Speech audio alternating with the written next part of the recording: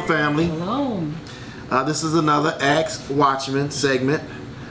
This one is to Sapphire 44 that's on our site. You had a question. Topic is denial or anger about the truth. Okay, and I'm going to read this question.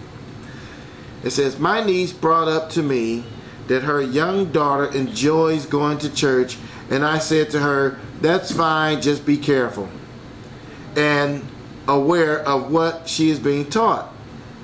Some kind of a way the conversation led to what you eat, and my response to her was, I have been lied to for years, and I said, for example, I didn't know we weren't supposed to eat pork, and she said she don't care. She going to live how she want to live and eat what she want to eat, but she believe in Elohim. My question is, why are people getting so offended when you point things out to them about the truth? Well, brother. Or sister. That's right. The problem is this here. When you have a person, it's kind of like this here, right? Let's say that you're standing on this table here, right? And you're just standing there nice and calm, nothing is being shaken or rattled, right? And all of a sudden somebody come and tell you, you know what? I'm start yanking one of the legs out from under the table from you, right? And you start feeling uneasy, feeling like you're about to fall, and somebody over there yanking that leg out from under you, and you're feeling what's about to happen. Your foundation is about to fall. Mm-hmm. It's crumbling before your eyes. That's why they get so doggone on the offensive when you come and try to tell them the truth, because everything that their life was built upon, all that those false lies now are coming to light, and they feel themselves slowly just like it's just crumbling away, their foundation.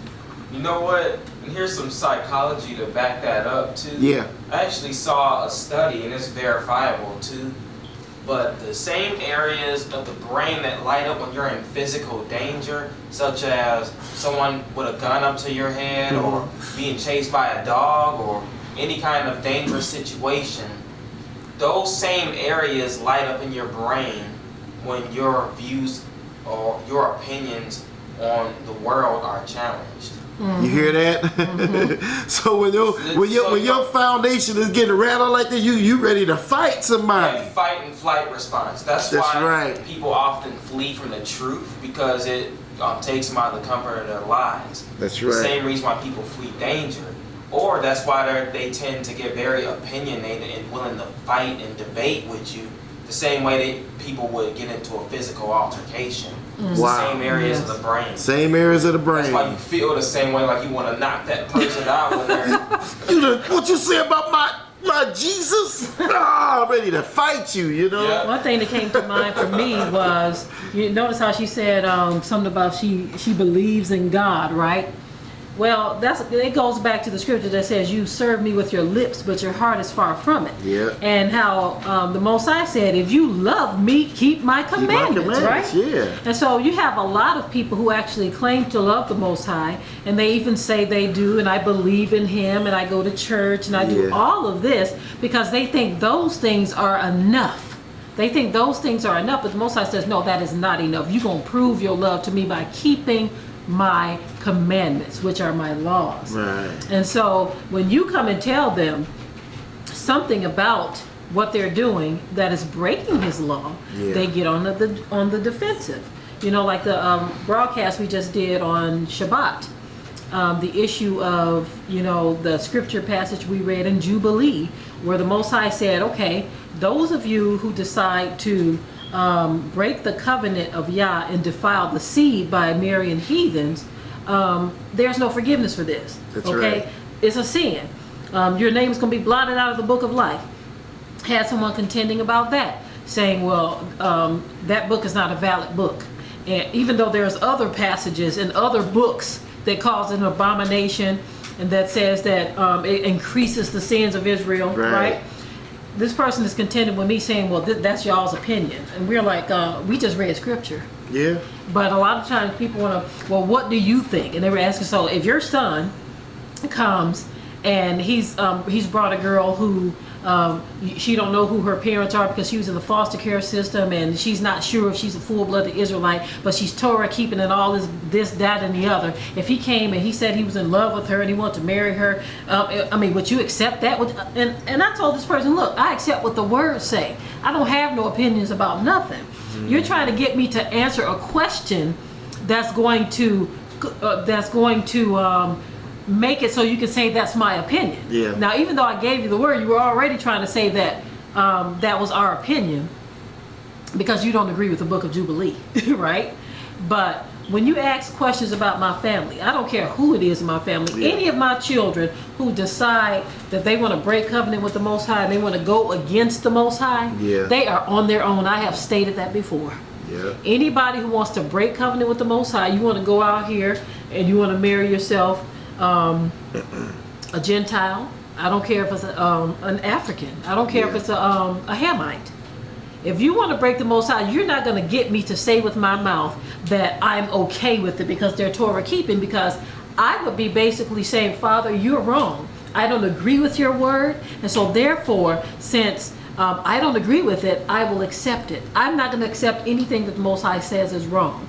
That's why we always state, as for me and my house, we will serve Yah. So usually when a person is faced with something that they don't agree with, they'll begin to fight. Like my son said, they'll fight and they'll defend that thing even if the scripture already told them it was wrong. Yeah, absolutely.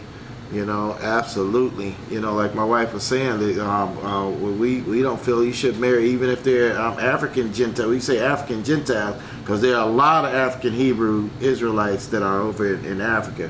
So and most of them know they are. And most of them know, some of them. Because I remember the guy was saying that a lot of them, and we're going to have to call that guy when we get a chance, I had got an email from the sister who moved there, her and her husband that moved to Kenya.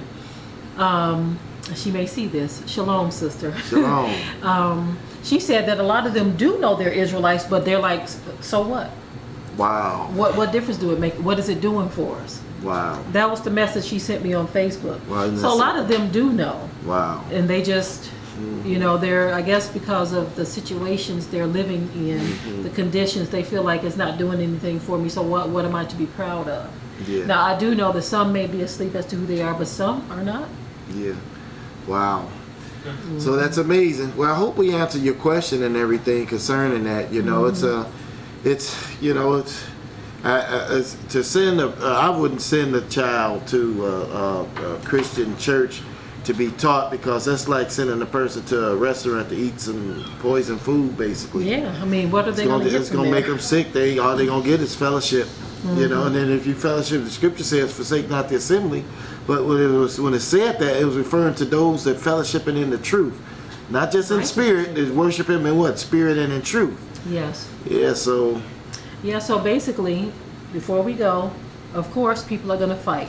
And the only reason why they're fighting is because they don't want change. Yeah, they don't. It's unfortunate, but a lot of our people don't want change. And here's another scripture for you. The scripture says that we reject knowledge as a people. And the flip side of that, he says, if you reject knowledge, I will reject you and your children. So that's why we continue with the curse of generational curses. That's right.